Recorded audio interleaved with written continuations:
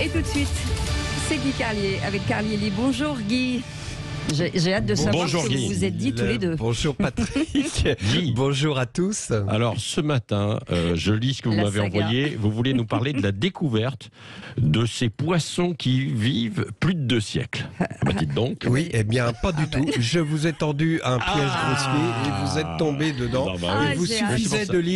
Il vous suffisait de lire la suite de ma chronique pour vous en rendre compte. Mais monsieur s'en fout, trouve plus intéressant de lire le livre de Bruno Le Maire qu'il va recevoir. Et vous vouliez qu'on parle d'hier soir. Eh bien, hier soir, quand je vous ai appelé en panique pour vous dire que je n'arrivais pas à trouver mon thème de chronique, vous m'avez répondu par un SMS laconique.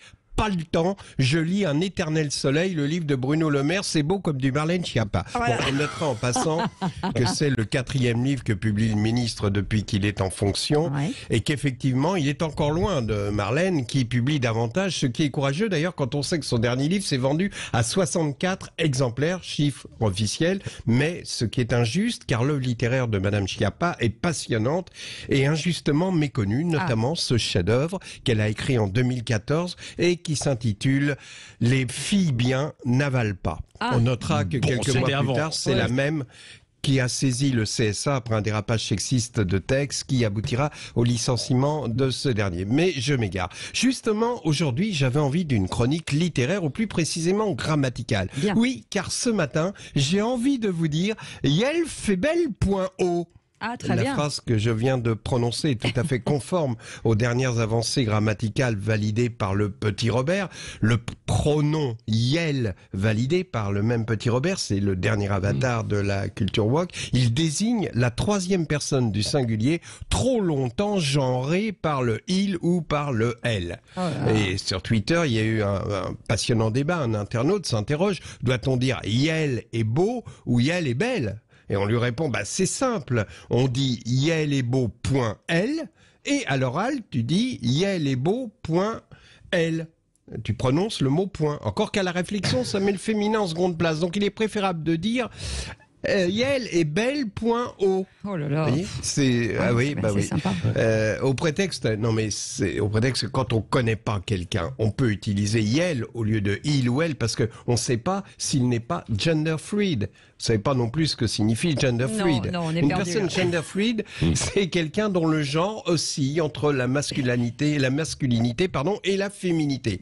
Attention, il faut pas confondre avec non-binaire. C'est une personne dont l'identité de genre ne correspond ni aux normes masculines ni à celles du féminin. Ne pas confondre non plus avec pansexuel, qui n'a rien à voir avec certains stages que connaissent certains qui m'écoutent, où des personnes se font talquer avant de recevoir la fessée. Non, la pansexualité, c'est l'attirance pour tous les genres, tous les sexes, toutes les sexualités.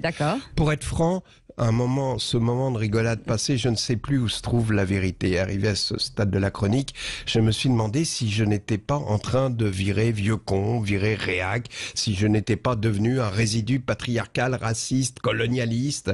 C'est le drame des époques troublées. Et cette chronique qui commence comme une farce m'échappe. Et elle devient une interrogation angoissante, car nous sommes tous des Lacombe-Luciens, vous savez, comme dans le film de Louis Malle, incapables de discerner le camp du bien de celui du mal. Parce que chaque camp à ces caricatures qui nous le font rejeter. Par exemple, hier, j'ai vu le président de la COP26 reconnaître l'échec du sommet et s'en excuser, les larmes aux yeux auprès des générations futures. On sait bien, on sent bien que c'est le seul thème qui vaille, qu'il en va de notre avenir. Mais quand c'est Sandrine Rousseau qui mène ce combat, il devient grotesque et elle nous en éloigne. Je vais vous donner des exemples de cette confusion.